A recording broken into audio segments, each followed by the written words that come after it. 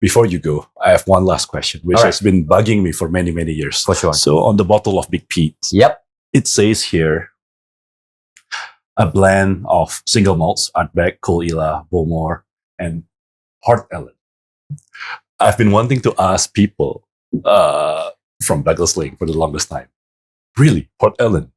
This, as we know, Port Ellen is very rare and very expensive right now. Very, very. So, do you guys still have a lot of casks of Port Ellen in your warehouse, or? To the question, the answer is yes.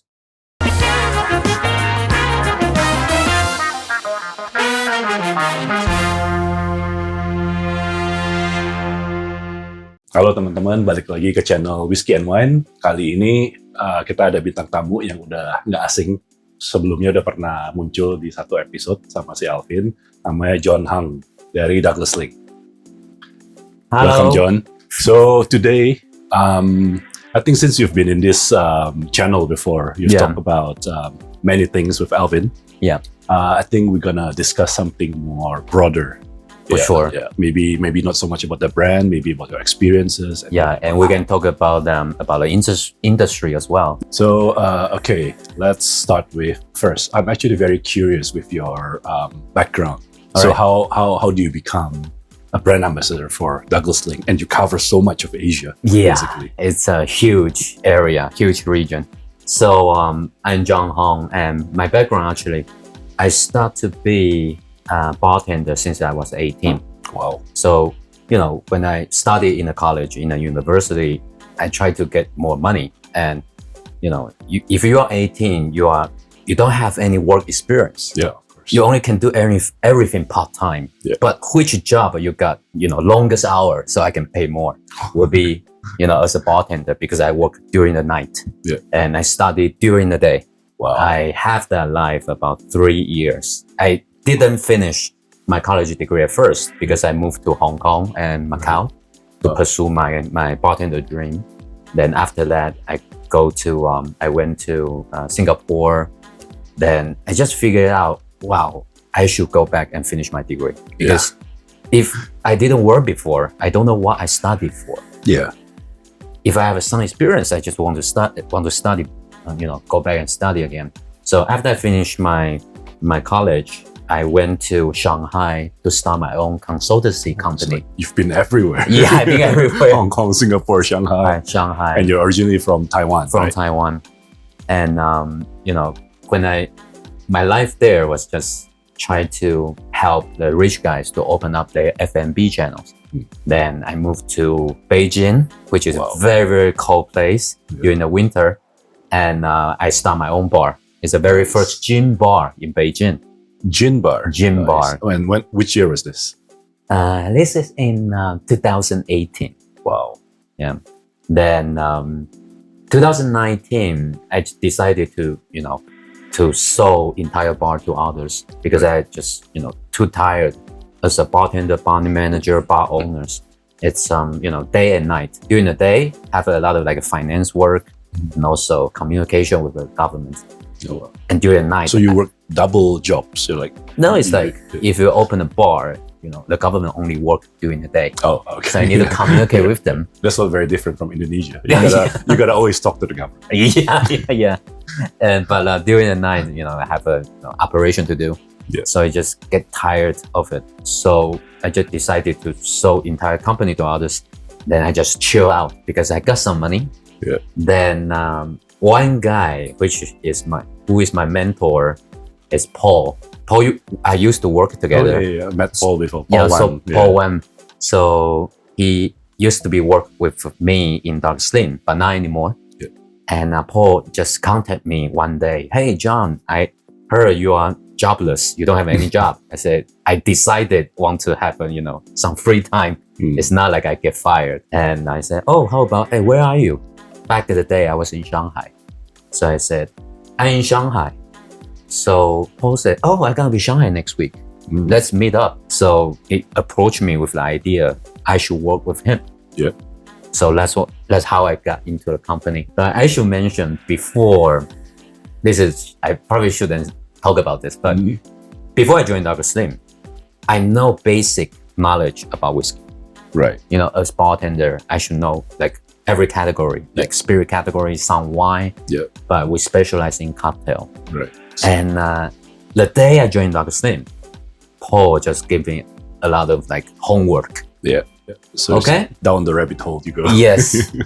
In the first week, just give me 10 title of books. You should finish them. Then once you finish one book, you should write something on the social media. You should let everybody know Like something you learn. something I learned as learning, sharing with others, and also let the industry know I'm not just bartender anymore. I'm also in the whiskey industry. Yeah. That's the beginning, and since then I still study probably every week because there's so many knowledge in this It's never rabbit hole. ending. Yeah. It's Yeah, never I believe you are the same. Like, Well, you can see I don't try to study, but I try to drink everything. So, highball as a starter. Speak of highball, cheers. All right, cheers, cheers, cheers. So you went from college into bar owner, Yes, and then you sold the bar, and then suddenly you found yourself with Douglas Laing. yes. That's amazing. But which is, I think, independent bottles like Dr. Slim, that's the best way to learn Oh yeah. everything because we have access to basically half the distillery in Scotland. Yeah, yeah. If I just work for a certain brand, like a Yeah. certain single malt company, I only can learn one distillery. Yeah. So for me, it's a journey of learning. Yeah. Every day is the same. True. And the fact that you got so many wonderful expressions here. Yeah. I think there's not many companies in the world that does something like this. I would say this is almost like simplifying how you see Scotch whiskey. Yeah. Yeah. And as somebody probably don't know, we have this range is our core range is called Remarkable Regional Malt. So each one brand on the table represent one region in Scotland. Yeah. The reason why we want to do this is a very simple idea. There's so many distillery in Scotland. Yeah. Every year there's more and more every year. Yeah. It's very hard for a regular consumer or expert to try single one of them. Yeah. But how about we just make a range with the title region? Yeah.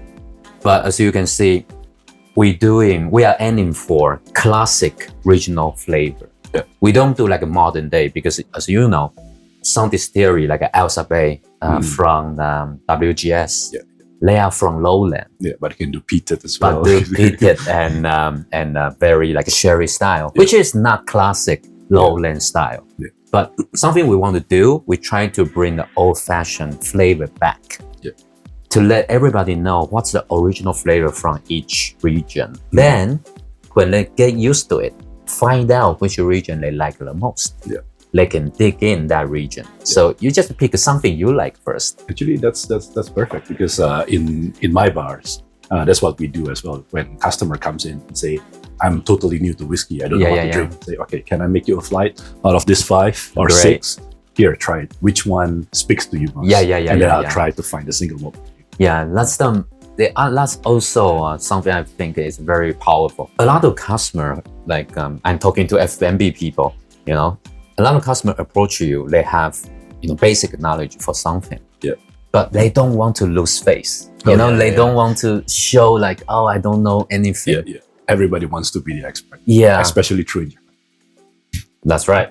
But for this range, for a bartender, just give it a flight of 6. Yeah. They don't need to talk too much, and the customer don't have to talk too much back. Yeah. Just enjoy which speaks to you the most. Yeah. Then, as a bartender, you will immediately understand. Yeah. Oh, This style. this guy loves this region, so in the future, I can remember his preference. Exactly. Yeah. As long as you remember one customer's preference, this guy gonna stick to you forever. Yeah. Because you really understand them. Yeah. So this is what we provide, not only a tasty drink, but also educational tool for consumers and bartenders. Yeah. And it helps you sell more whiskey. That's right. So speaking about bartenders, since you have such a long history being a bartender, and we just talked about how bartenders should understand customers. Yeah. Right. So what do you think is the most important aspect of bartending? Because a lot of bartenders maybe they focus on oh, I'm gonna create the perfect drink and everything. That's my way. Yeah. But sometimes maybe that's not what the customer wants. Yeah. So yeah, I think Well, I think the number one thing would be, you should know your, can I speak Customer. something like trash? Like, yeah. you should know your own shit. Yeah. That's yeah, the first. Like, yeah. for example, for the basic example, if you don't know the information of the bottle behind you, you shouldn't work that day. Yeah. Like, you spend so much time with the bottle behind you, but when customer asks you what's that, you couldn't explain in a very simple line. Yeah. It's ridiculous. Yeah. You spend so much time. That's the number one thing. Yeah. But And about that, and don't try to lie, because so many times here in Indonesia, I asked the bartender, so what's that whiskey? And he come up with something that's totally off. Like, no, if you don't know, just say you don't know. Yeah. And if you do that, you're gonna lose one customer forever. Yeah. Or a group of customer forever. Yeah. So first thing, don't lie. And followed by your question. The second, if you don't know something, what should you do? You just be honest. Yeah. Oh, sorry, I don't know about this information. But if you come back again, I can give you the full story. Yeah. Encourage the customer to come back. Yeah. To see, as a bartender, I also grow with you. Yeah. I think that's the second thing. And the third thing, I think that's the most important part. A lot of bartenders would think, oh, I just make tasty drink. Then my bar will be, survive, and also good business, good money will come to my pocket, which is not. Making tasty drink is just, baseline. Yeah. There's something, if you open a bar or you stay behind a bar, that's something you should do. Yeah. But what's the most important part? Communication. Yeah. If you cannot communication well with your customer, you don't know what preference this customer have. So you couldn't make a perfect drink for this guy. Yeah. It's not like you cannot make tasty drink. It's because you don't understand your customer enough. Yeah. So I think that's the 3 points. But of course, as you know, as a bar owner, we got so many aspects to take care. Yeah. But as a employee, as a bartender, there's something you should learn first. Yeah. Communication. Learn your shit. Understand, don't lie. Yeah. Also, communication with your customer. So that's the key to success for a bartender. That's right. And who knows, one day you can be like John. No, don't be like me. I want to be like you. No. So traveling. So you cover mostly of course, Taiwan, China, Japan, Indonesia. Basically, entire Asia Pacific. But I usually go to, I base in Taiwan, and therefore I go to China a lot. Yeah. Go to Japan, Korea, Indonesia for sure, and also Thailand, Singapore, Vietnam. Wow, that's fun. Yeah. So do you notice is there a different styles of drinking for each of this country or? Yeah, the drinking culture actually quite different. So I generalize everything. So, if you don't agree, you are right. So, for example, I used to live in Vietnam for about 1 year. Then a lot of people might think, oh, smoky whiskey is a guy thing. It's only male would like it. But actually in Vietnam, I encountered so many female enjoy smoky whiskey. And that's the first time they try. Wow. It's not like they already understand what smoky whiskey is. It's not. It's like they tried and then they like it. Yeah, they like it immediately. And also in Thailand, just like generalizing in Asia, it's everybody love sherry whiskey. In Taiwan, in China also. Yeah. We love sweet and smooth whiskey. Yeah. Especially sherry mature. Yeah. I believe in Indonesia it's Indonesia as well, yeah. I think but the thing with Indonesia is I think we are quite behind in terms of trends. Yeah. So we tend to copy. So when let's say the last 5 years, everybody's crazy about sherry bomb. Indonesia follows. Maybe people don't really get it, but then they just because I was sherry bomb, it's sweet stuff. But one thing I noticed in Indonesia is there's two types of drinker. It's either you're the whiskey geek type, you drink neat or on the rocks maximum, or there's another type who goes the party type. You mix it with green tea or Yeah. Coca-Cola. Whiskey and green tea. Whiskey and green tea. Yeah. I think that's an Asian thing. Yeah, that's the Asian thing. What about in other countries? Because myself, like what we have here, highball, I think it's perfect for Indonesia. Yeah. But it's not really a thing yet.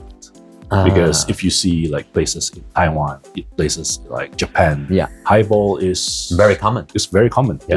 It's almost like a given because it's a hot, Yeah. humid place, right? All right. Do you think that it's? I think the reason is some people, when they say single malt or something like an IB, Yeah. and you mix it with soda, some people in Indonesia automatically they think that that's not the right thing to do. Yeah. I think, I got so often I got this question, like, independent bottler should be very niche thing, right? Yeah. Like, all the single casks in the world. How can you mix with, soda, expensive stuff and soda water? But actually, my only answer is this. As long as you purchase this bottle, You can pay for it. Yeah. as long as you pay for it, you can do whatever you want. It's because you own this. Yeah. And I encourage people to try. If you buy one whiskey, you can try to drink it in so many ways. Yeah. Then you will find one style. It's really, really, speaks to you. So you're saying there is no right or wrong. No right or wrong to try. I agree with that. Myself, I tried once. I'm not bragging. So I tried one of our products called XOP, which is very high-end single cask product. Yeah. I tried a Colilla 30 years old sherry cask, XOP. Yeah. Making highball. Highball. And a lot of people say, wow, you must be crazy, Yeah, blah, blah, blah. I say, I purchased this. Yeah. I own And you this. like it. Yeah. I like it. Yeah. And because I tried it so many times, I want to change some flavor, Yeah. And also, soda is a perfect ingredient pair with whiskey is because it doesn't influence Yeah. the There's no flavor. taste. It's It's just no taste. soda. And also in Japan, it's a lot of RTD, ready to drink. Oh, yeah. The cocktail in can. Yeah. They have so many highballs. Yeah. Recently, we just launched BP12 soda Really? In Japan? in Japan. In can? In can. Wow. At Lawson, Lawson, the convenience store. Yeah. We have Lawson here in Jakarta. Oh yeah, Yeah. and it just sold out immediately. Wow. You can only find the BP soda can on the option side. Nice. Auctions. Yeah, because it's sold out. It's Okay.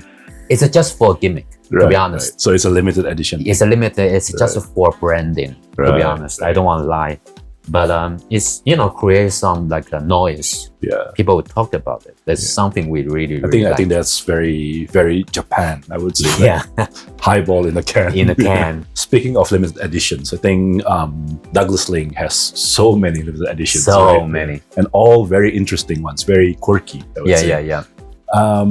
So in Jakarta, I think we have not all of them, but we have some. Yeah. And it's available at Whisky and Wine, of course, this channel. I would like to pick one that's most standout for myself. Yeah. I think it's the Timmer's Bisty, the cheese. Yeah, cheese collection. Cheese collection. Yes. Can you elaborate more? So, Timorous Beastie, as somebody might know, is our expression of Highland.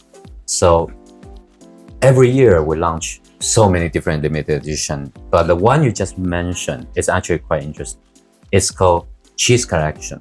The reason why it's called cheese, right, is because it's our French customer, our French importer approached us. Oh, wow. Hey, Douglas Laing, can you make something to pair with cheese? Okay. So we tried to make something for the first edition of Cheese Collection is mature in a port cask. Right. That's the previous one. Yeah, that's the previous one with a wax seal. Yeah. And also it's in pink. Yeah. That is a port finish. And the second one, because the first one is sold out so well. So we just think, how about we make a trilogy? 3 of them. So last year we launched Timorous Beastie Madeira cask. So Madeira, as somebody might know, is also fortified wine, like a sherry and port. It's gonna make more like a tropical flavor. Mhm. But as for sherry, it would be more like a fruity, Like dark fruits. dark yeah. fruits. But Madeira would be more tropical. And that one I tried last year, I immediately love it. So it's meant to pair with cheese as well. cheese. And what kind of cheese? As long as it's not blue cheese. not something like crazy. You know, I think blue cheese, you gotta go with Big Pete, really. BP or the Goldrons, the one Goldrons, from oh, wow. Campbelltown. I haven't tried it before. Yeah, it's paired very well. But back to the Timorese Beastie Madeira finish. That one, if you want to try, you can go to Whiskey and Wine for sure. Please, Whiskey and Wine. Yeah, please come to give it a try. Okay, then before you go, I have one last question, which has been bugging me for many, many years. For sure. So on the bottle of Big Pete, Yep. it says here, a blend of single malts, Ardbeg, Cool Ila, Bowmore, and Port Ellen. I've been wanting to ask people from Douglas Laing for the longest time. Really, Port Ellen? Port Ellen. This, as we know, Port Ellen is very rare and very expensive right now. Very, very. So, do you guys still have a lot of casks of Port Ellen in your warehouse, or? To the question, the answer is yes. Then I want to explain a little bit. So Port Ellen, for somebody who doesn't know about Port Ellen, so Port Ellen closed 42 years ago. Yeah. So if you can have one bottle of Port Ellen right now, or a cask of Port Ellen right now, it must be very expensive because it's closed. Yeah, yeah. But you recently, could buy my house for a cask. Yeah, yeah, you could that's trade right. my house for Yeah, a cask. so that's how valuable it is. But 2 years ago, they reopened their distillery again, but of course the flavor won't be the same. No. Because all the equipment are different, still are different. So back to the story, I think the question you want to ask is why Douglas Laing has so many casks of Port Ellen. That's a very interesting. So back in the day, in the 80s, there's so many Scottish distillery closed. Yeah.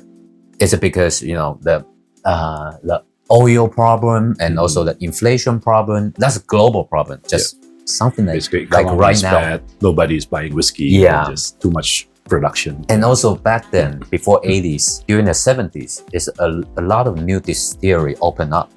So sounds like no. something, exactly. So it's like, the demand is not so high, but the supply is like sky high. Yeah. Therefore, when the whiskey price drop, not a lot of distillery can make money. Yeah. Therefore, a lot of distillery closed. So Port Ellen is one of the distillery closed during that time. When they closed one distillery, of course, they got a lot of cask left. Yeah. They want to have sell quick everything. cash. So the parent company, Diageo of Port Ellen, they asked us, do you want half of the stock? Oh my God, half of all the Port Ellen stock. All the Port Ellen stock. Then the reason why we say yes, because back then, you can imagine, nobody have like any confidence in Scotch anymore. Yeah. It's a very bold move to buy the half of stock. Yeah. But the reason is our founder, who found out Douglas Laing in 1948, Fred Laing, loved Port Ellen since he was a child. Nice. So it's like a dream come true. Yeah. So it's like, okay, I'm gonna buy half of it. So that's why we still have a lot of Port Ellen. That's like buying Bitcoin 15 years Yeah, ago. yeah. That's right. That's right. Everybody thinks it's shit. Yeah, But then 15 years later, it's like, yeah, everybody is tracing it. Yeah. Yeah. But one thing I want to add is, a lot of people ask me the same question. So you put Port Ellen, right? yeah, how much? How much Port Ellen you put in one bottle? To be honest, I don't know the answer, but not much. Not much. That's the But official there's answer. a bit just to influence the character, right? And also because, as everybody knows, it's so expensive, and as for BP, it's so affordable. Yeah. So for context, Big Pete is about 1 Juta in Whiskey and Wine. A bottle of Port Ellen, cheapest you can find, is about 40 Juta, I think. 40 million. Yeah. So how much is there? Not much. Yeah, not much, but we still put a little bit in. Yeah. Just to really represent the new generation. Like, I won't say Colila is a new generation. No. It's a very old distillery, but they renew their old still. So it's kind of like a new generation, but a very old-fashioned style would be Port Ellen inside that bottle. So we want to represent like every aspect of Isla. So it's like having the history of Isla in a bottle. Yes. We can talk so much more, but I think the video will be like 1 hour long and Yeah. everyone will run away. And we are So- not Joe Rogan yet. So I'm afraid we have to end it here. But John, thank you so much. thank you so much, Andrew. Cheers. Yeah, cheers. Cheers. Jadi untuk kalian, see you on the next video. Jangan lupa klik like, subscribe, dan kalau ada komentar atau apa, ada pertanyaan, tulis di bawah. Cheers. Cheers.